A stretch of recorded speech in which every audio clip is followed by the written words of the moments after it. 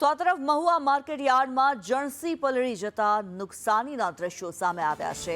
વરસાદમાં જણસી પલળી જતા ખેડૂતોને મોટું નુકસાન વેઠવાનો વારો આવ્યો। સગવડ હોવા છતાં યાર્ડના સત્તાધીશોની બેદરકારીના કારણે આ નુકસાન થયું છે। 5000થી વધુ ગુણી મગફળી વરસાદમાં પલળી ગઈ। મગફળી પલળી જતા ખેડૂતોને મોટું નુકસાન વેઠવાનો વારો આવ્યો। ગઈકાલે 20000થી વધુ ગુણીની આવક થઈ હતી।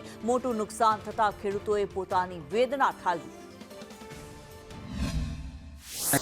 સુધીની હરાજીમાં 13000 જેટલી ગુણીનું વેચાણ થયું છે। 3 થી 4000 ગુણી જે વેચવાની બાકી છે એ આવતીકાલે તેમની હરાજી થશે અને તે શેડની અંદર સુરક્ષિત રાખવામાં આવી છે।